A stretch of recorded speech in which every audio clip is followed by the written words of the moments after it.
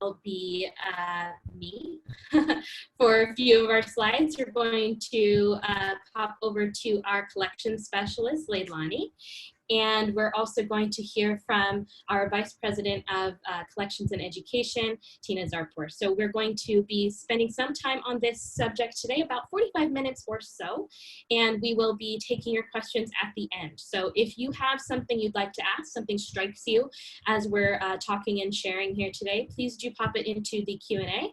We'll also hopefully have time for some hands raised. So we'll be using that function if we need to, if you didn't get a chance to pop it into, type into the Q&A. So you'll have plenty of opportunity to ask your questions. And if something strikes you at the end, you can always email us as well. So we're gonna go ahead and get started. And I wanna double check, presenters, can you see my screen? This is good to go? Cool. All right, so we're gonna jump right in here.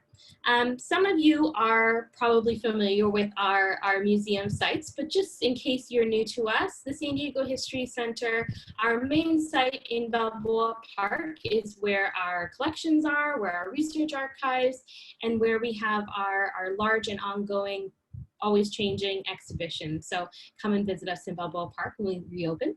Our historic home is in Presidio Park at the Serra Museum up on the hill. And that is where we started out in 1929 when we opened the building, and was our home until the 1980s, and is still used for events and other beautiful things. So come and visit us at those sites. At these places, you can enjoy our ongoing and changing exhibitions, some of which are Place of Promise, which you might be familiar with.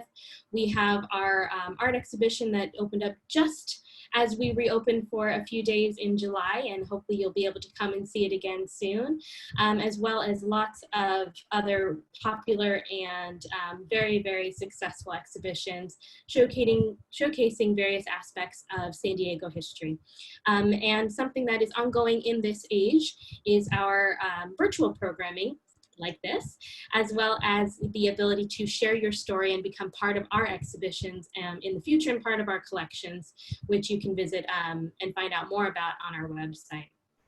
If you're interested in some of the things you can do with your families or some of the kids in your life, you might check out our Learn at Home site as well, which is available through the History Center website.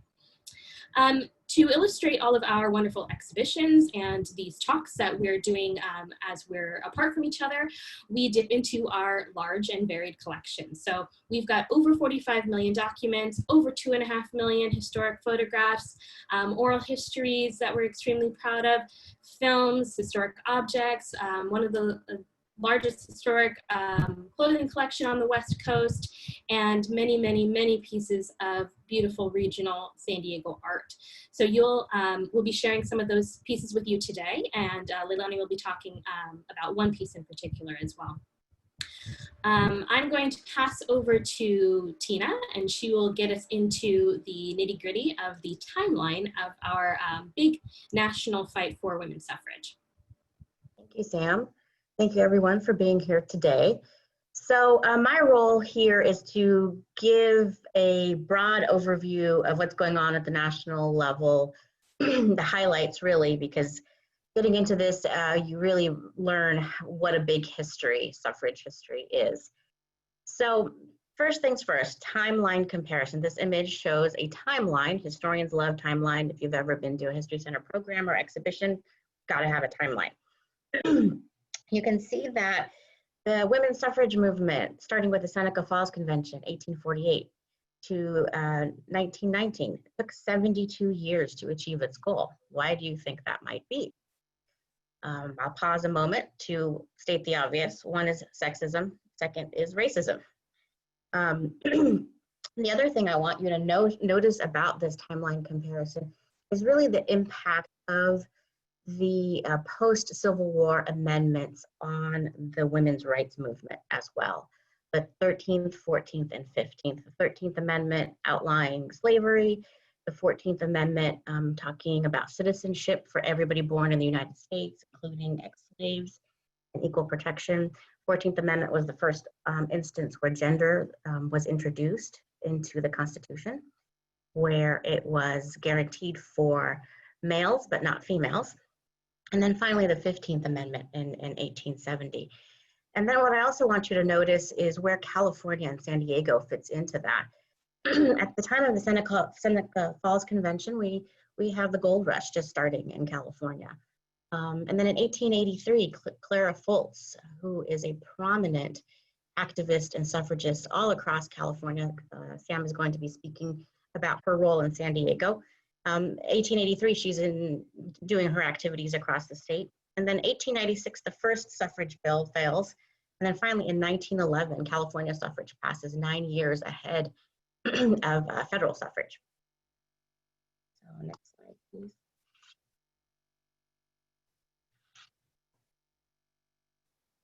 So this image shows a document listing the attendees of the Seneca Falls Convention. Seneca Falls really represents the origin story of the women's rights movement. It was in the 1840s that women that were working in the abolitionist movement gained experience and became the leaders of this emerging women's rights movement. At the time, there were still many laws of coverture that were on the books, meaning that men controlled finances, children, and property. Women did not have access to equal education. As there were laws that began to repeal the fact that voters could you could only vote if you held land, that increased the number of white male voters, but women obviously could still not vote. In response, male and female activists began to meet and petition for women's rights. And then in July 1848, 4 women, Lucretia Mott, Elizabeth Cady Stanton, Martha Coffin Wright, and Jane Hunt, launched the nationwide civil women's rights movement in Seneca Falls in New York. There, Stanton read her Declaration of Sentiments, which you can find a copy at the National Park Service website. And in attendance were 300 individuals. So there were speeches made, petitions to Congress made as well. In the end, leaders like Stanton and Mott did not live to see nationwide women's suffrage, but they paved the way for other suffragists. And it also, the struggle also gained traction in the mid-1800s, furthered by the efforts of abolitionists as well, like Putnam and Douglas. At this time, we're going to switch gears. I'm going to hand it off to Leilani. We also have the emergence of other women's movements, and Leilani is going to be talking about that right now. Thank you, Tina. So I will pick up, as Tina said, just after Seneca Falls. So in 1851, the dress reform was kind of launched by a women's group, and it really was a start of women questioning their lack of moral, civil, and social rights. So traditions in dress and attire weren't spared. They were also challenged, and there were some reforms that they proposed. So it was a direct reaction to tight lacing of corsets, which actually caused several health ailments for women, and also the physically restrictive nature of long, voluminous skirts, which made it impossible for women to successfully engage in any form of physical activity. So in this slide here, I have an image of a thorax from the late 19th century. And it's a thorax of an old woman who was basically her thorax was completely distorted due to the corset or the tight lacing of it. And she would have lived in the mid-19th century when tight lacing was at its most extreme. So I'll describe the image. The rib cage is actually turned in the way. So every sort of rib is distorted and curved inwards when it should really not sit that way in the chest. So this woman would have lived in a period when tight lacing was at its most extreme. I think I read one account where it was 17 inches, the ideal waist size. So it was awful. Many women, like I said, got ill because their internal organs were often rearranged, and this also affected reproductive health. So another factor was that small waists and long skirts were closely linked to femininity and ideal body image. So I have a quick quote here that I will read out from the period. So the male, once captured, it was no longer necessary to charm his eye with a slender waist. So in addition to femininity being associated with small waists and feminine skirts, it was also a requirement for a suitable bride. So the prominent suffragist known as Libby Miller was an active mother and an avid gardener, and she adapted her dress to a shorter skirt with trousers underneath. And her neighbor, Amelia Bloomer, copied her style and published instructions for converting dresses to bloomers in a temperance journal called The Lily, where Amelia Bloomer was editor. And so in her article, she cited overall improvement in health and the ability to participate in physical activity. One of them was riding bikes, which was a big one. And at that time, physical activity was what they made the connection to, that and overall better health. And so, however, after this movement was launched in 1851, there were deep-seated social anxieties related to gender, sexuality, and body image that came from women wearing these trousers in public. And it caused ridicule and outrage, and basically the functional merits of bloomers were completely dismissed. And within 2 years, the movement was virtually non-existent. So it also, another reason why it didn't catch on was because it wasn't accessible in the form that the women who were promoting the dress reform movement were very well educated, very literate, from elite circles, and the average woman did not have enough dresses, basically, to practice creating bloomers. So that was another reason. I have another image on this slide of a woman in France. I believe it was a catalog. And she's here in the background, and in the foreground, in the background, she has her tiny corseted, tight-laced waist. It's disproportionate in many ways, and it looks very uncomfortable. And then in the foreground, she has 3 corsets, and they all resemble her tiny, tiny waist. So that's an image from 1830. So the movement was obviously starting to catch on in 1851, but that's the sort of imagery that was available to women. Next slide, please, Sam. Thank you. So after the spectacular failure of the dress reform movement in the 19th century, the movement regained a lot of momentum. So by the late 19th century, medical journals began to publish and prove that corsets and tight lacing and fashion, certain fashions, were detrimental to a woman's health, and how exercise was good for overall health, making it socially acceptable for women to wear bloomers in those instances.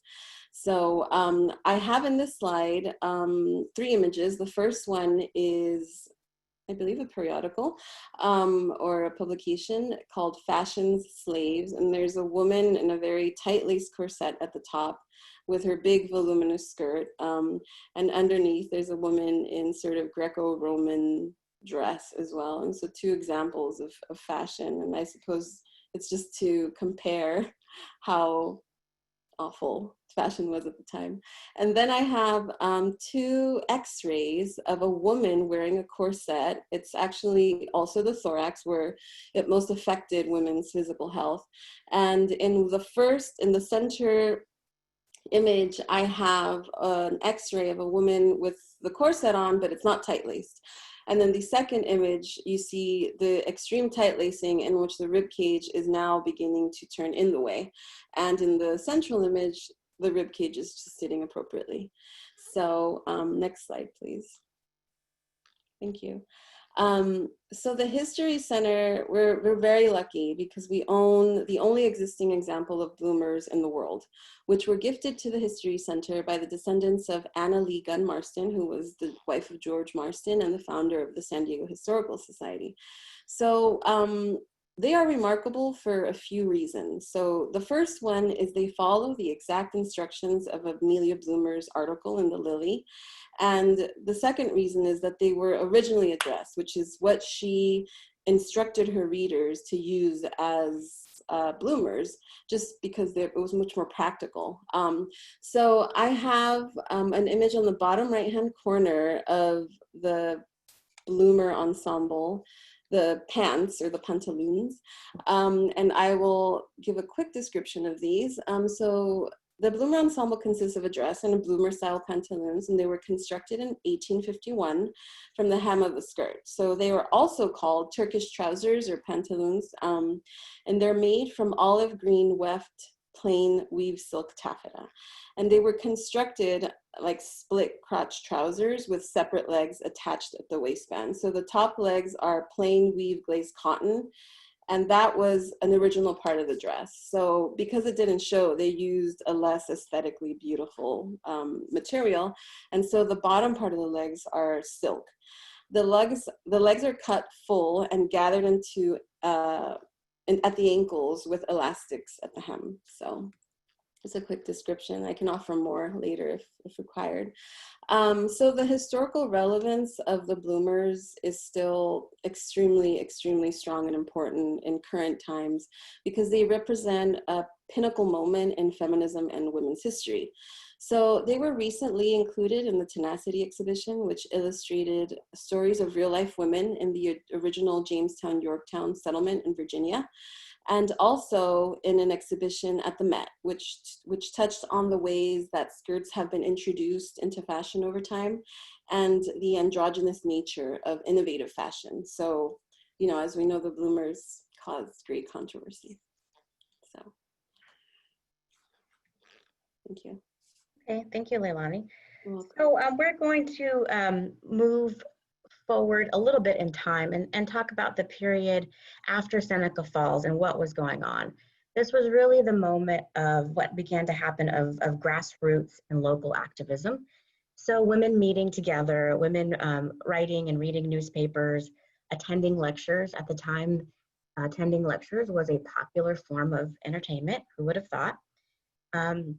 And there was a lot of different kinds of speakers speaking not just on women's rights, but on politics, spiritualism, vegetarianism, so on and so forth. So there was this lecture circuit that began to emerge in the 1860s and 1870s, the more prominent women's rights activists.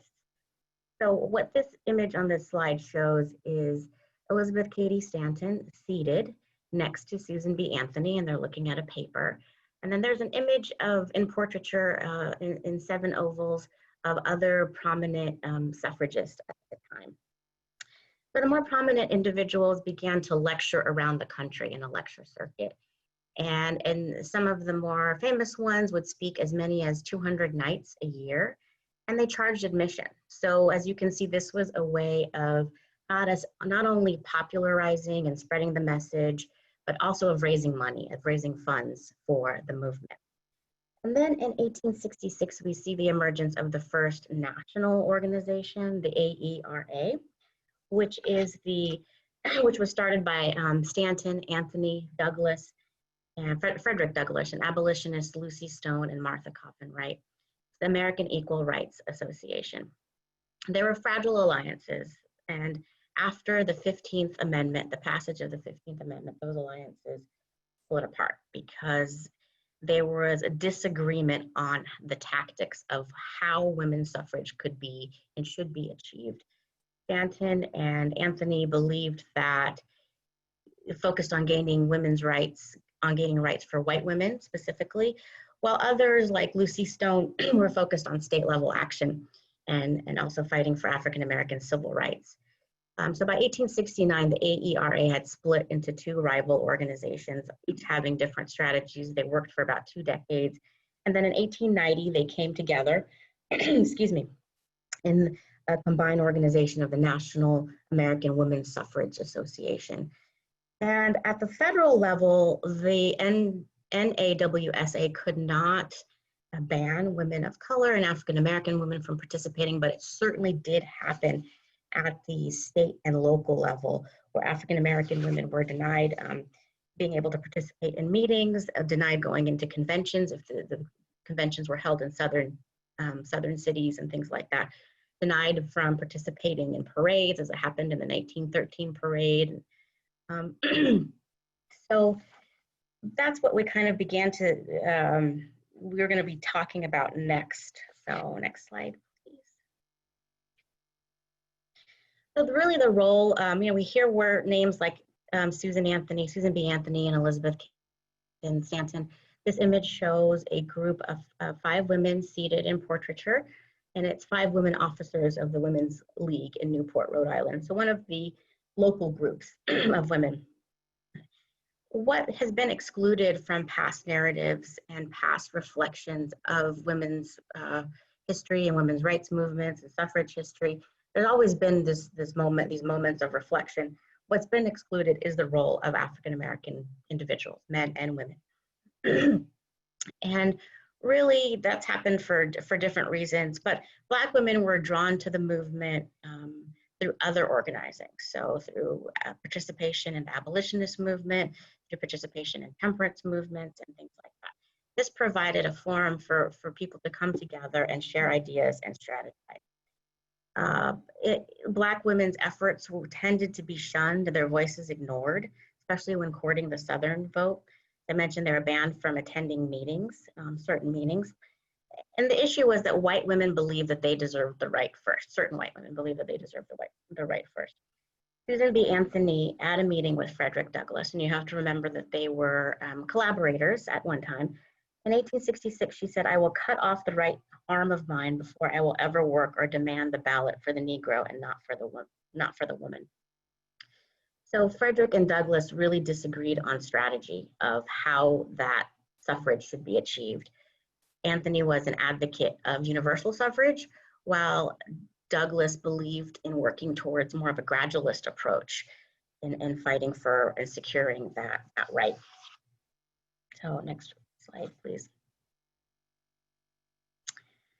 So the next couple of slides are give you kind of a hint and a glimpse of African Americans that have participated in the movement. We're going to be briefly discussing 6 individuals, but there's many, many more. One of the things that I've been really pleased to see in these commemorations of the 19th Amendment is more of that history being brought to the fore, which I think is really great, fantastic. Still more history to go. So Sojourner Truth, it kind of goes from earlier to later. Sojourner Truth in 1851, she was one of those individuals famous on the lecture circuit. At the 1851 Ohio Women's Rights Convention, she gave her famous Ain't I a Woman speech. Frederick Douglass was the only African-American individual to attend Seneca Falls. And then Mary Ann Shadd Cary was the first female African-American newspaper editor in North America. She was publishing an anti-slavery paper. And as an 1883 graduate of Howard University, she's one of the first Black female lawyers. Next slide. Okay.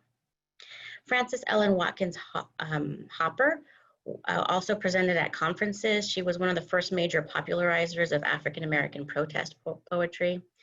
Ida Wells was a journalist and an anti-lynching crusader.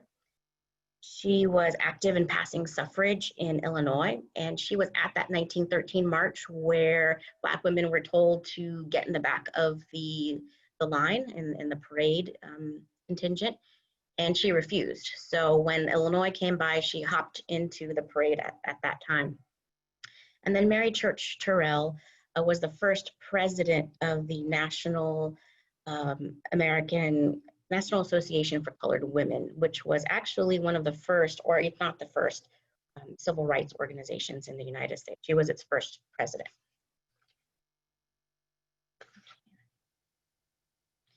So moving up ahead in time, again, big history, so we have to leave a lot of stuff out. Let's talk about what's left out. First, I wanted to talk about what's in this photo. This photo is from 1917. And it shows a group of women demonstrating in front of the White House. They're wearing sashes. There's flags behind them. They're holding signs that say, Mr. President, how long must women wait for liberty? So by 1917, as a nation enters World War I, the movement has gained momentum. We see the strategies change. We see the argument being framed in different ways. One of the things in this reflection to look back, I wanted to talk about what has been left or what tends to get left out of the history. One is that the role of men. Men did participate in the movement. Second, not all women supported the suffrage movement. It wasn't necessarily a populist thing, and popular support tended to lag far behind, as you talk about this long 72-year history. Women may on the quiet part of their lives support universal suffrage, but there was a lot of social barriers that would prevent them from publicly advocating or working towards universal suffrage. There was an organized anti-suffrage movement that really didn't get started and organized until 1911, interestingly, when California passed suffrage. And then it's just a little note about the suffragists. It was composed of women who weren't necessarily conservative about women's rights in general. There was a lot of different kinds of arguments for why women shouldn't have the rights to vote. A lot of different arguments that were presented. One was that, women, besides all the stuff about, which we'll talk about women's appropriate roles, but that suffrage would increase the cost of elections, that to teach civics, women should be nonpartisan, and if they were voting, that means they were automatically partisan. And then also this fear of the fact that women were not ready for the vote. So the idea of there's a swath of voters, women voters out there that are uninformed and illiterate, or the immigrant voter, for example, shouldn't be able to vote. The other thing to point out is that women who participated in the movement were well connected. They were usually of elite status, and they were connected to men who were well-heeled and used their own networks to aid and support. And then finally, I want to talk about the impact of the Western states, because in this sort of national moment, we forget about the impact of the West and the role that the West played. So next slide, please. So this is an image of a map of the United States showing the date suffrage was passed in various parts prior to the 19th Amendment. You can see the West leads. And by 1919, 13 out of the 16 Western states had already granted women full suffrage, with Wyoming being the first in 1869. Why were the Western states more likely to grant suffrage over the states in the East and West? Lots of different ideas and theories on this as well. One vein of scholarship points to the fact that women were on the frontier, sort of their role as social civilizers, as being an antidote to the social instabilities of frontier life, that they could impose social order and things like that. If you gave the women a right to vote, then you would effectively double the vote of stable married men, which is what you wanted to happen in the West.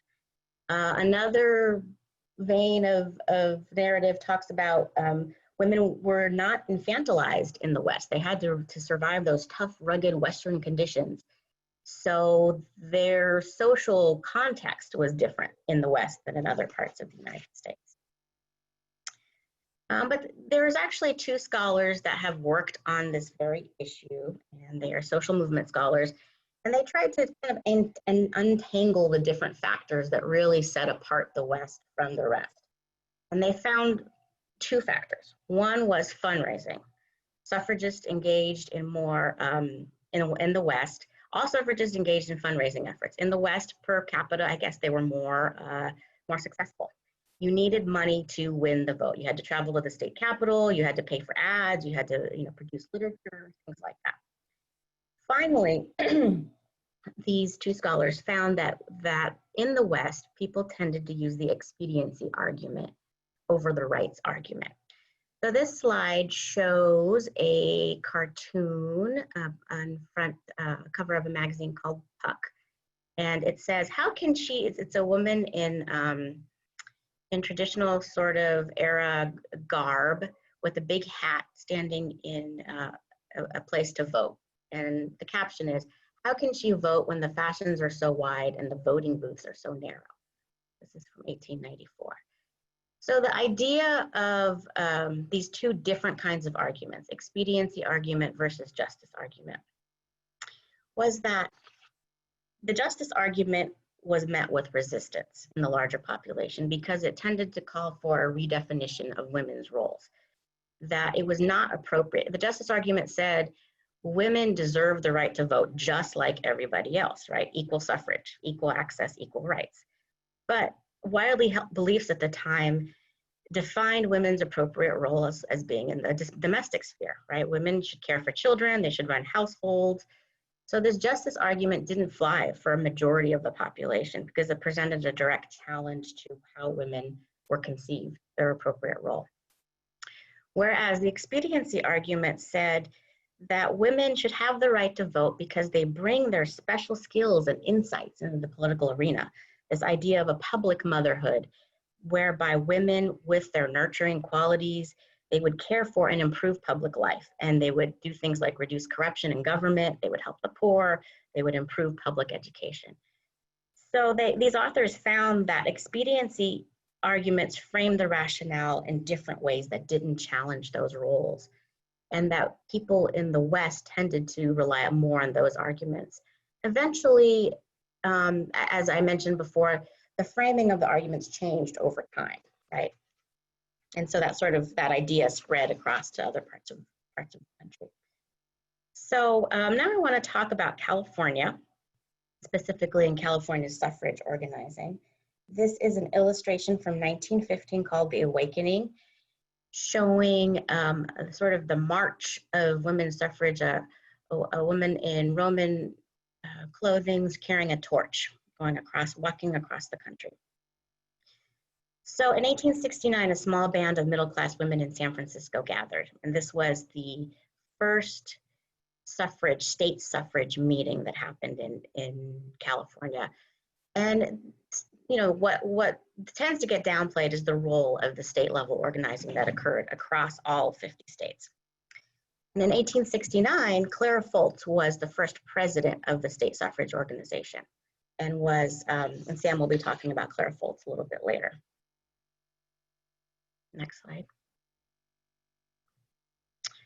So 1896, there was a campaign. It was a campaign that was launched by the National American Women's Suffrage Association, that combined organization that I mentioned. And they really believed that California, if they could get California, everything else would fall into place. And it would be a real coup and a real feather in their cap. So, you know, this would represent 270,000 voters that would basically support suffrage. So in 8 months, organizers in California organized them. They put themselves together. They fought an active campaign. They went across the entire state. They started in April in San Diego, and then in late June, they were in Humboldt County. And they held more than 190 meetings during that time, including 46 two-day mass conventions. They thought they were very successful. They attracted big audiences. They did raise money. They went up and down the state. And yet it was defeated. It was defeated in 1896. We could have the next slide. And you can see here, these are some clips from the San Diego Union referencing right around 1895 to 1896, referencing some of the local suffrage activities. So noted people like Susan B. Anthony and Anna Shaw, Dr. Reverend Anna Shaw, made a visit to San Diego. You can see the admission is 25 cents to attend their lecture. So what ended up happening after the 8 month campaign is that the majority of male voters rejected the amendment. And what is widely believed at the time was that, and still, was that it was actually the liquor lobby that caused the downfall of this particular bill, because it was assumed that women voters would vote for temperance, and they did not want any sort of temperance movement happening. And actually, interestingly enough, that 1896 bill passed in the South, in Southern California, in San Diego County, but it was really in San Francisco and Alameda counties that it failed to gain enough votes, and thus failed statewide. So now, Sam is going to highlight some of the stories of what's happening in San Diego.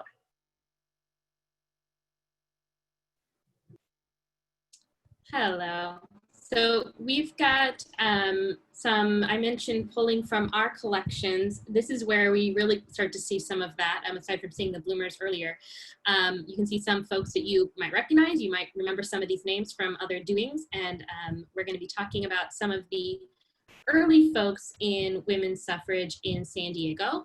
On the left here, I have a portrait of Mary Chase Walker, and she got her hair tightly pulled back, her fashionable ringlets, and her high high-throated dress and brooch here. She looks every bit the school marm, because she was. And she was San Diego's first school teacher, so first permanent school teacher, though she was only in her position for 11 months. She eventually resigned from her position as a result of a scandal that occurred. She moved here from Massachusetts, and she brought with her sort of new ideas about who could be friends with who. And San Diego had quite a lot of racism. And so her friendship and her having lunch with an African-American woman that she knew from her journey here resulted in patrons of the restaurant walking out in disgust, families pulling their children out of school, and eventually her resignation. After her resignation, she became a private tutor, and she wrote articles for local newspapers, and she began to actively engage in the women's suffrage movement here in San Diego. As you might notice from her birth and death years, she didn't get to see suffrage in California or in the United States at large, but she was part of the movement well into her old age here in the 90s. On the right-hand side, we've got an image of Flora Kimball from 1895, so around the same time that we're talking about. And she's another big player in San Diego's suffrage movement in this early period. She was big on the lecture circuit as well. She was kind of an uplifter of other women generally too, a big connector between different groups and different people, and a really great orator as well. She started fighting for equality between men and women from a very, very early age. It stuck with her that she got paid less than a male counterpart as a child planting seed corn. And so she never got away from that feeling of that lack of equality. And so that's part of what pushed her on through fighting for women's suffrage as well. And so these two people are some of the players in that early late 19th century push for suffrage, as well as Clara Fultz. So Tina had mentioned Clara Fultz in a Western and California sense, but she was active here in San Diego as well. So San Diego Union clip that we've got on the screen right now has an advertisement for her. So Clara Fultz, she's advertising her services as an attorney and a counselor at law, and it gives her address at 7th and F Streets. And she can practice in state and federal courts here. She was actually the writer of the bill that granted women the ability to practice law in California. She replaced the word white male with any citizen in the rewrite of those rules. And rumor has it, or the story has it, that she ran into the governor's office and got it signed just before the midnight deadline. So she was she was absolutely essential to this early fight in California and the West at large. Again, also active on the lecture circuit, well known throughout the Western states and throughout the United States here. And so she was active here in San Diego in the late 80s into the 90s, 1890s, just to be clear. Here you can see this is an article from the San Diego Union from April of 1887. It's kind of hard to read, so I'll just kind of hit the highlights for you. It mentions Clara Fultz, the well-known lady lawyer and lecturer. So it's assuming that people know who she is. And she is going to be opening up offices for law, for the practice of law. She's promising to do that, as well as establishing a weekly journal.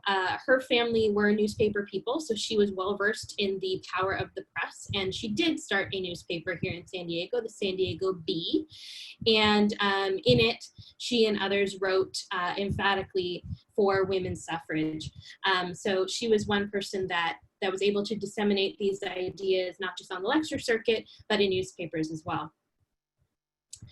Some other newspaper clips that have to do with that suffrage activity relating to the 1896 push for women's suffrage. that you can see here. The women's suffrage mass meetings. So we've got Flora Kimball mentioned that, that you saw her image and heard a little bit about her before, as well as some others that are connected with these San Diego women's groups and organizations pushing for suffrage. So San Diego women were very, very involved actively in this movement in the 1896 push for women's suffrage. As Tina mentioned, it didn't quite go through, though they were successful here in our area. So it did pass in San Diego. Some other women that appear on the scene a little bit later or extend a little bit further towards that 1911, actually getting right to vote in California are some women here. So all the way to the left in the sepia tone photograph, looking contemplative with some flowers, we have Ella Copeland Allen. She was one of the women who started to take a different tack for the 1911 suffrage push here. She and others went out into the backcountry. They had noticed the difference in voting habits of the people who are out in the country, out in the backcountry, versus those in urban areas. And so they figured they weren't going to necessarily change many minds in urban areas with the same ways they'd used in 1896. So they changed their tactics and started to reach out directly to people by meeting them in their homes, meeting them where they were, and talking to them, persuading them. And also you'll see in a couple of images with parades and just sort of good ways to get their message and their imagery out into the public for people to see and to understand. So she was one of those people who went out on very, very bumpy and dirty roads in, you can imagine, early 1900s vehicle, not super comfortable, not a lot of shock absorbers available then, and went out and got their message heard. Lydia Knapp Horton here in the middle, she is somebody who you might recognize this last name. She was married to Alonzo Horton, a city leader, a very well-connected man, and so she was connected as well. And all three of these women have to do with that idea that, that both Tina and Leilani were mentioning, that many of the people who were visible and active and able to travel and to take this time to work for the movement were these people of means. And so this is evident with these women here. Lydia Knapp Horton, an educator, a librarian, and active in the suffrage movement, as well as many other women's groups and organizations around San Diego. Her name is on a lot of different ones, and actually I'll mention her in a minute as well as Ellen Browning Scripps, who was part of the La Jolla Women's Club, working up in La Jolla to do many of these things, and again, from a newspaper background and utilizing, again, the power of the press as well. Someone whose image I don't have, who was much of this push to reach people in their homes, and by people in this case, I mean men who are going to be doing the voting, Florence Toll, and she is quoted as saying, and I'm going to paraphrase her, that we will go into their homes and find every man, and we will sit and talk with him until he's convinced. And so they weren't going to take no for an answer. So along with Ella Copeland Allen and others reaching out directly to folks in their homes, Florence Toll was quite dogged in her pursuit. A couple of different articles here that you can see. On the left, we have an article from the San Diego Sun called Equal Suffrage. These are both from 1911, so it's that voting year. And then the other from the San Diego Union. And you might be able to tell just from their titles which one is favorable to the movement and which one is not. The San Diego Sun article is called Equal Suffrage, and the San Diego Union article is called The Unlovely Woman.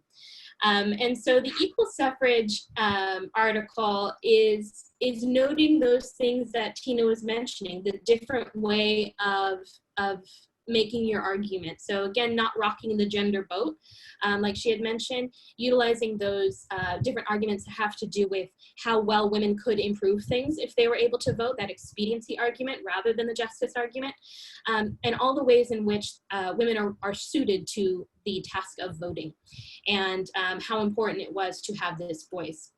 Whereas the Unlovely Woman article is kind of turning that idea around on itself a bit. It's women are suited for specific things, and it's not the voting booth. So kind of like that cartoon that Tina shared with us about, how can she fit into the voting booth? It's almost a joke, and that women are superior beings and not suited for the voting booth, and not to be degraded in that way. So that paternalistic attitude of, don't worry your pretty little head, as well as it's just not where you belong. So these two articles are San Diego articles here. So you can see the suffrage and the anti-suffrage movement active in 1911 here.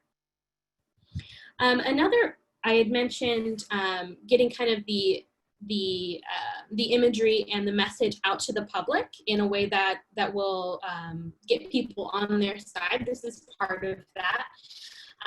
This is the women's Christian temperance movement float, rather, and this is from the exposition groundbreaking for the opening of the Panama, California exposition. It's going to be taking place in Balboa Park. This image is from that party in the parade and the official groundbreaking in July. And the women Christian temperance movement, like other women's clubs and organizations, they had a variety of purposes. One of them, for them in particular, was women's suffrage, also temperance, obviously, and the reform of children's labor and various labor laws for men and for women, work days and things like that. So lots of different social movements happening within various groups, overlapping and interacting at the same time. And so this was one of the ways to get that imagery, this white that we associate with the suffrage movement and with this time period, as well as being an active part of the community and showing the benefits of women being engaged in civic and political power. And this is a huge part of San Diego's history. This is the opening of the Panama Canal celebration here in San Diego. This is what eventually puts San Diego largely on the map. So being part of these bigger historic movements here, or biggest historic events rather, is part of the message here, is that they're meant to be everywhere. Women are supposed to be in these places in the community. A huge player in the 1911 women's suffrage, eventual winning women's suffrage, is Dr. Charlotte Baker. And the image that we've got, or the two images we have here, are with her family. So the one on the left, Charlotte Baker is got her studious looking glasses. She's with her husband and her two children, look like about teenage children at this point. And she and her husband are both doctors. So they arrived here in San Diego and they began to practice medicine. And when she arrived and began practicing medicine, she was the first female physician in San Diego.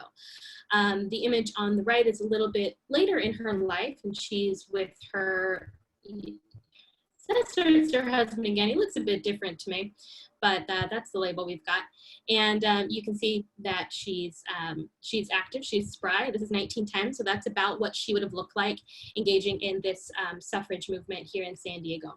We are very, very lucky at the History Center to have Charlotte Baker's diaries. And in the image at the bottom corner, you can see the size of it. It's not very big. It's, oh gosh, let me see. It's only a little bit bigger than a large cell phone. And these are full of tightly scrawled notes about her day, about her practice. So she was an obstetrician. And so it was said she would go deliver a baby in the morning and go out on these car rides in the backcountry, talking to people out in their homes in the afternoon. And on this entry in October of 1911, so this is just before the vote that was going to either give women suffrage or not, she's talking about decorating her buggy, driving about on Point Loma. So again, that visibility, that active out in the community, driving out to polling places, getting people registered. She uses a lot of her own internal abbreviations and things. So some of that, if you're trying to read it, part of that is her own note-taking. And they're talking about these different reports from San Francisco. So they're in communication with the other women throughout California again. So as Tina had mentioned, and I said a couple of times, is these women are traveling all over the place. They were on the lecture circuit, they were talking to each other, they were sharing strategies, sharing successes, and sharing things that maybe weren't so great. Talking about a little bit later, when the news came in on the 16th. So the telephone message that says that the clerk called her and said, come on down and register to vote. That's when it won.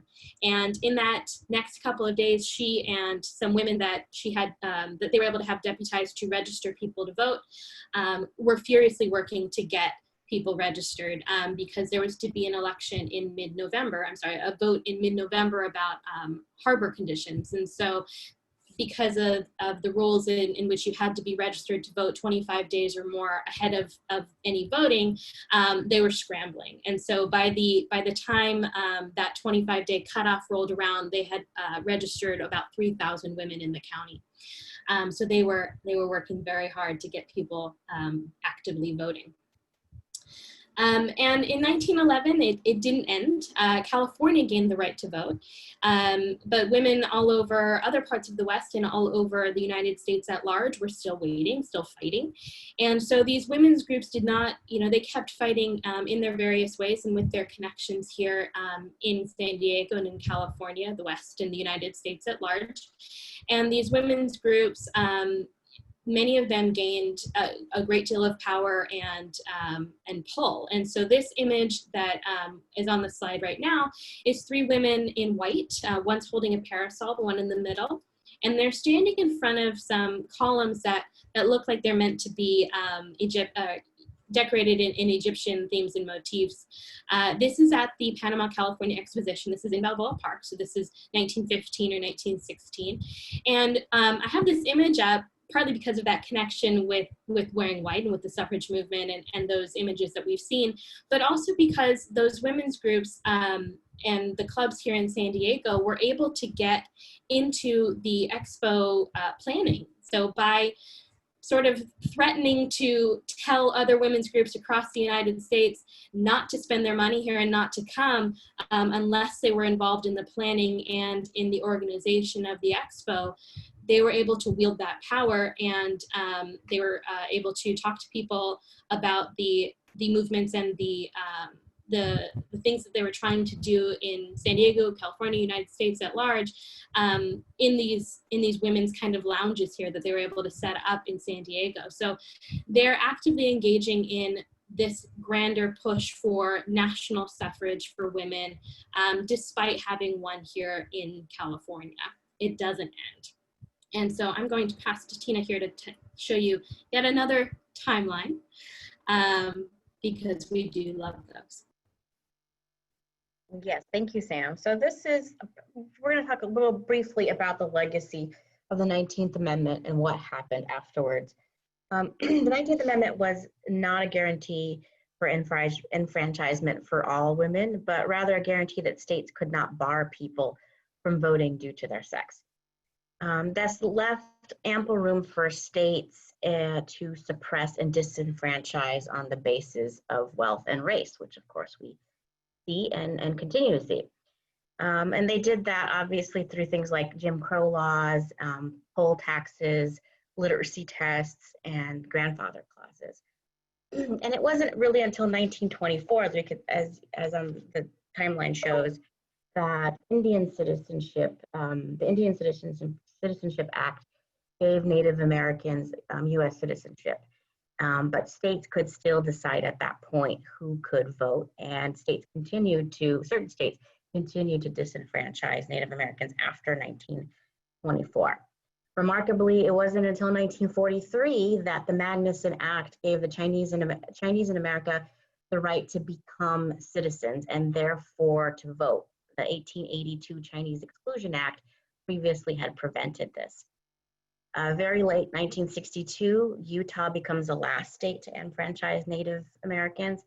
And then in 1965, the Voting Rights Act attempted to eliminate some of those noted voter suppression efforts.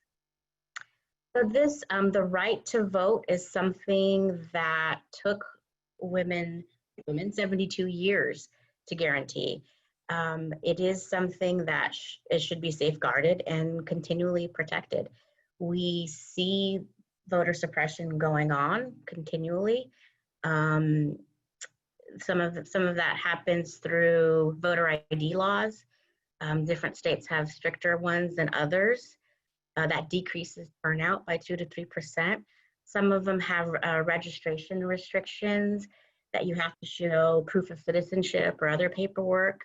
There's other instances where voters are purged from the rolls, sometimes incorrectly. And then there's felony disenfranchisement. People that have a felony or are in prison are not allowed to vote. And then there's things like redistricting and gerrymandering, changing lines of districts that also change the ability for people to vote at full capacity. So I wanted to wrap it up there. We have, technically we have 1 minute, but we could go a little bit over. We've tried to address a couple of questions that have come through chat, but we'd like to, if there's any additional ones, we'd love to hear from you. Marty asked about the meaning of what was on the sashes in that 1917 photo of women picketing in front of the White House. I believe those are, the sashes have the names of their colleges on them. That was a good question. Somebody else asked about the bloomers.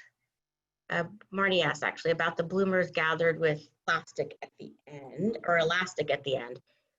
Were they actually gathered with elastic at the end? They were. And elastic was invented by an Englishman named Thomas Hancock. And so he patented elastic in 1821. So mainly for fasteners and gloves, things like that. So he was an environmentalist as well. But it was he who invented and kind of moved over to the West later on. But it would have been already used in fashion for several years before the bloomers were I've felt them. And so I've not pulled it, but I did feel them. So it is elastic. Okay, thank you. Lori Culver asked if I had seen the Peel Center suffrage story map. I have not. Thank you for letting me know about that. Coming out of Maryland. I'll take a look at that. History Center, we do love story maps as well. We have actually used story maps for our printing and exhibits as well. I'd love to take a look at that. Sandy Woodhouse asked, I believe Susan B. Anthony's birth year was 1820, not 1880. That was, sorry about the confusion. The 1880 date referenced the photo date, not her actual birth date. I need to probably clarify that on the slide. And Sandy also said, I'd like to invite folks to watch the sunset from Cabrillo National Monument tomorrow night and join our celebration of the 100th anniversary with lighting the lighthouse in purple and gold and a program starting at sunset. The park will be open until 8:30 p.m. Thank you for that. And that's about it, I think, for the Q&A. Oh, Marty asked, was the elastic made from a rubber plant? I don't know the answer to that. I don't know either, but it was likely. I found an article in the Smithsonian magazine with a man next to this tree harvesting. So likely. I mean, it wasn't manufactured. It wasn't, was it at that point? I'm not really sure, but I can check on that for you. Okay. Well, we will wrap it up here. Thank you everyone for your participation and your interest in this community cafe commemorating suffrage. And bonus points for those of you who noticed where we brought our collection to as part of the story. So that's something that we always like to do as well. We have an ongoing series now called San Diego 101. Our next one will be September the 15th on Tuesday at noon. And on Thursday, we are doing a suffrage selfie parade in collaboration with the Women's Museum of California. So on social media, be on the lookout for that. And that's it. That's all we have for you for today. So thank you so much. Join us again.